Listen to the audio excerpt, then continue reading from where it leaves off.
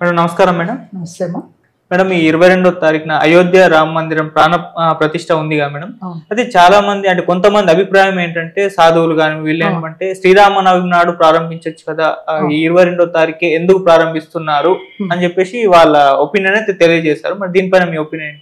ఒకటమ్మా, శ్రీరామనవమి నాడు కొంతమంది కళ్యాణం చేస్తారు, కానీ కొంతమంది అభిప్రాయం ఏంటంటే రాముడు పుట్టినరోజు అంటారు. ఇది భిన్నాభిప్రాయాలు ఉన్నాయి, మనకి ఎప్పటి నుంచో ఉన్నాయి. అవన్నీ ఏమి పట్టించుకోకుండా కొంతమంది వాళ్ళ ఆచార ప్రకారంగా భద్రాచలంలో కానివ్వండి, లేకపోతే అయోధ్యలో కానివ్వండి, రామ కళ్యాణం చేసుకున్నారు. అది ఎప్పటి నుంచో వస్తుంది, మనం ఇప్పుడు చూసింది కాదు. ఆ ట్రెడిషన్ అలా ఫాలో అవుతుంది. ఇందులో కొంతమంది ఇప్పుడు ఏంటంటున్నారంటే 22వ తారీఖున ఎందుకు రామనవమి నాడు పెట్టొచ్చు కదా. ఓకే, అంతా అయిపోయిన తర్వాత ఇప్పుడు ఎందుకు మీరు ఆపుతున్నారు? ఈ మాట ముందే లేపచ్చు కదా. 500 సంవత్సరాల నుంచి అది అవ్వలేదు, ఎన్నో సంవత్సరాల నుంచి అది కోర్టుల్లో తిరిగి దాని మీద ఎంతమంది జడ్జెస్ మారి ఎంతమంది ప్రాణాలు కోల్పోయాయి. అప్పుడు ఎవ్వరూ నోరెత్తలేదు ఇది శ్రీరామనవమి రోజు జరగాలి లేదా ఫలానా రోజు జరగాలి అని. ఏ ఆచారాలు ఏ సాంప్రదాయాలు వాడు చెప్పలేదు. హిందుస్థాన్లో ఉన్నది అందరం కూడా ఇండియన్స్, ఒకే సాంప్రదాయం. కాకపోతే ఏంటంటే నార్త్కి సౌత్కి వాళ్ళు చంద్రమానం పాటిస్తారు, మనం సూర్యమానం పాటిస్తాం. దాని అర్థం ఏంటో చెప్తాను మీకు తెలియదు కాబట్టి. సూర్యమానం పాటించే వాళ్ళు ఏంటంటే ఉదయం సూర్యోదయానికి ఏ తిథి ఉంటే దాన్ని మనం ఇక్కడ సౌత్ వాళ్ళం పాటిస్తాం. వాళ్ళు అక్కడ ఏంటంటే చంద్రుడు ఉదయించే టైంకి ఏ నక్షత్రం ఉంటే ఆ నక్షత్రాన్ని వాళ్ళు పాటిస్తారు. అంతే డిఫరెంట్, కానీ రోజులు మారిపోవు, తిథులు మారిపోవు, సేమ్ యాజ్ ఇట్ ఈస్ ఉంటాయి. కాకపోతే సంకల్పానికి మనం సూర్యోదయాన్ని చూస్తాం అంతే తప్ప మిగతా ఆచారాలు వ్యవహారాలు అన్నీ ఒకేలాగా ఉంటాయి. దీన్ని పట్టుకొని కొంతమంది సాధువులు వాళ్ళు దీన్ని అబ్జెక్ట్ చేస్తున్నారు. ఓకే, ఆపేస్తాం, నెక్స్ట్ ఏం జరుగుతుంది అనేది వీళ్ళు ఏమైనా అష్యూరెన్స్ ఇవ్వగలరా? ఇవ్వలేరు. ఇంత కష్టం ఎందుకు పడుతున్నాడు అతను? ఒక్క సింగిల్ మ్యాన్ ఆర్మీ అన్నట్టు ఆ వ్యక్తి కష్టపడడం వల్లే, మోదీ గారు కష్టపడడం వల్లే కదా ఇది అవుతుంది. లేకపోతే ఎంతోమంది సీఎంస్ మారారు, పిఎంలు మారారు. వచ్చిందా మనకి రామ మందిరం? రాలేదు. ఎప్పుడు కోర్టులోనే గొడవలు. ఆ కోర్టులో కేసు ఉంది అంటే మనము ఎక్కడ పడితే అక్కడ మనుషులు చనిపోవడాలు లేకపోతే విధ్వంసాలు ఎన్నో జరిగాయి. ఒక్క విధ్వంసమైనా జరిగిందా? లేదు కదా. అంటే కంట్రోల్ చేస్తున్నాడు కదా. ఆ కంట్రోలర్లు ఉన్నప్పుడే మనం దాన్ని స్థాపించుకోవడం బెటరా? ఆ కంట్రోలర్ ఎన్ని రోజులు ఉంటాడు? ఆయన మనిషే. ఆయన వెళ్ళిపోయిన తర్వాత ఇది మళ్ళీ జరుగుతుందా? ఇక ఈ జన్మలో మనం చూడలేం. రామ మందిరం ప్రతిష్ట అనేది ఇక చూడలేము. ఇంత జరిగినాక కూడా ఈయన కనుక వెళ్ళిపోయాడు అంటే ఈయన ఒక్కడే కృషి కాదమ్మా, ఇందులో చాలామంది ఉన్నారు.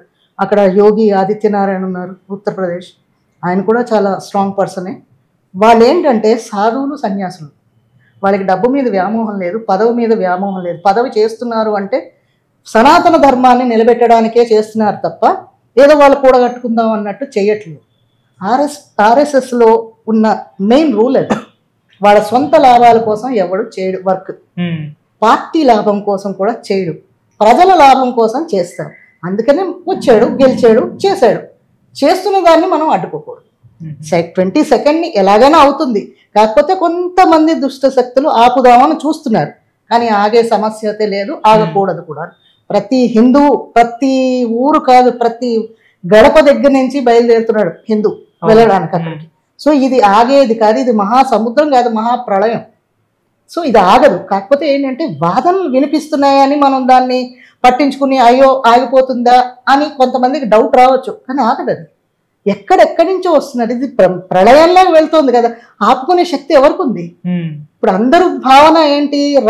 కొంతమంది రాముల వారు వంశజులు వాళ్ళు ఉన్నారు, వాళ్ళకి ఇన్ని కోట్లు ఉన్నాయి కదా, వాళ్ళే గుడి కట్టించుకోవచ్చు కదా. కొన్ని యూట్యూబ్స్లో వస్తున్నాయి, వాళ్ళే కట్టించుకోవచ్చు కాదని కాదు. అసలు వాళ్ళు ఆ వంశజ్ఞుల్లో ఉన్నారు అని వాళ్ళు ఏమైనా చెప్పుకుని తిరుగుతున్నారా? మనం వాళ్ళ వంశవృక్షాన్ని తిరగేసి ఫలానా వాడు వాళ్ళ వంశం వాళ్ళు అని మనం అంటున్నాం, కానీ వాళ్ళు ఏం చెప్పుకోవట్లేదే మేము రాముల వారు వంశీకులు అని ఎవరు చెప్పుకోవట్లేదు బహిర్గతంగా. వాళ్ళకి డబ్బు ఉంది అంటే వాళ్ళు అంటే రాముడు మనం దేవుడు అవతార పురుషుడు కాబట్టి దేవుడు మనం అనుకుంటున్నాం. అనుకోవడం ఏంటి? అవును. వాళ్ళ పిల్లలకి ఆస్తులు ఉన్నాయి అంటే వాళ్ళు కూడా రాజరికాలు చేసిన వాళ్ళు కాబట్టి ఉన్నాయి, అవి అలా ఉంచుకుని ఉండొచ్చు, కాదని అంటారు. మనం గుడి కడితే మాత్రం మనం ఉంచుతామా? ఉంచారా? ఎన్ని గుడులు విధ్వంసం చేయలేదు? ఇది కూడా అలాగే చేద్దురేమో, వాళ్ళు ఆ భయానికి రాలేదేమో. అలాగని ఎందుకు అనుకోవద్దు? వాళ్ళు ఇవ్వలేదు ఇచ్చారు అని మనం అనుకుంటున్నాం. ఇంతమంది విరాళాలు ఇస్తున్నప్పుడు వాళ్ళ కుటుంబీకులు ఎందుకు ఇవ్వరు? బహిర్గతం అవ్వదు, ఇవ్వకుండా ఉండరు, ఉంటుంది. కాకపోతే బహిర్గతం అవ్వరు, చెప్పుకోరు. ప్రతి చందా వేసిన వాళ్ళ పేర్లు ఉండవు కదమ్మా. అందులో ఎంతో మంది ఉన్నాం, ఎంతో వేలు కాదు కోట్ల మంది వేస్తున్నారు. అందులో వాళ్ళ వంశీకులది కూడా ఉంటుంది. వాళ్ళు ఎందుకు ఇవ్వలేదు అనే క్వశ్చన్ వేసే వాళ్ళకి వాళ్ళ వంశీకులు కూడా వేసిన డబ్బు రూపాయి అయినా అందులో ఉంటుంది. అది తెలుసుకోవాలి. కాకపోతే దాని మీద ఒక స్లిప్ పెట్టి పేరు రాసి ఫలానా అని అడ్రస్ రాసి ఉండదు. ఇదేంటంటే అందరిది, ఇది మనది అని మనం చేస్తున్నాం, వాళ్ళది అని కాదు. ఇది మన హిందూయిజం పరువు కాపాడుకోవడానికి అన్నట్టు వాళ్ళు చేస్తున్నారు. పరువు అని కూడా కాదు, మన హక్కు అది, మన హక్కు. రామ మందిరం అనేది మన హక్కు, ఎప్పటి నుంచో ఉంది. అది రామ మందిరమే ఉండేది అక్కడ. ఇప్పుడు సేమ్ వాళ్ళకు కూడా మస్జిద్ కడతామని గవర్నమెంట్ ఒప్పుకుంది. అవును. సో వాళ్ళు ఒప్పుకున్నప్పుడు మన వాళ్ళే మనకి దాంట్లో అబ్జెక్ట్ చూపిస్తున్నారు. కొంతమంది కొన్ని మఠాల వాళ్ళు అబ్జెక్ట్ తెలుపుతున్నారు. తర్వాత కొన్ని యూట్యూబర్స్ వాళ్ళు కట్టుకోవచ్చు కదా, నాకు వీళ్ళు ఉద్యోగాలు లేవు, మాకు ఆ గుడి కట్టడం అవసరమా? నీ ఉద్యోగం, నువ్వు చదువుకున్న ఉద్యోగం సంపాదించుకోలేవు, నువ్వు సంపాదించుకోవాలి. కానీ ఆయన ఎవరో ఇలేదని అనడం ఏంటి? ఎంతమందికి ఇస్తారు? అందరికీ గవర్నమెంట్ ఉద్యోగాలు వస్తాయా? సెల్ఫ్ ఎంప్లాయ్మెంట్ అంటూ ఉంది కదా, చెయ్యండి. యూత్ కష్టపడాలి, అంతేగాని వాళ్ళు ఇవ్వలేదు వీళ్ళు ఇవ్వలేదు అని కాదు. అలాంటి వాళ్ళు ఏంటంటే ఫస్ట్ మనం కష్టపడగలమా, మనం వర్క్ చేయగలమా అని తెలుసుకోండి. అంతేగాని ఏదైనా పని అవుతున్నప్పుడు మాత్రం ఆటంకాలు చేయకండి, పని జరగనియండి. అది ఇప్పుడుది కాదు, అది ఎన్నో సంవత్సరాల నుంచి కష్టపడుతున్న, ఎన్నో కేసులు వాదించి వాదించి వాదించి వాళ్ళు ఎంతో కష్టపడి తీసుకొచ్చారు. మన చరిత్ర, ఆ చరిత్రను నిలుపుతున్నారు.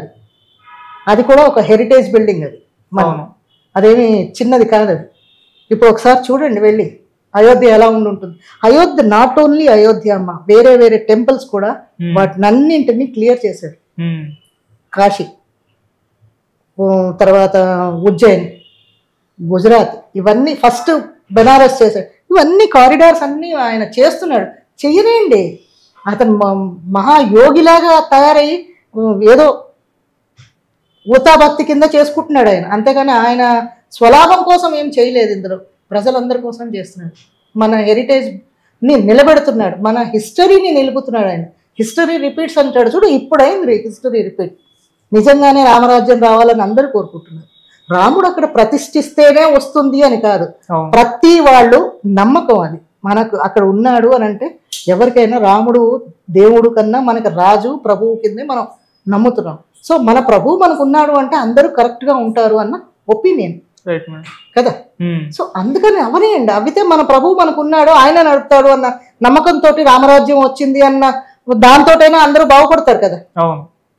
సో ఆ రామరాజ్యం రావాలని ఆయన ప్రయత్నిస్తున్నాడు. మన వంతుగా మనం ప్రయత్నం చేద్దాం, బ్రేక్స్ వేయకండి. Sure. Thank you so much. Thank you.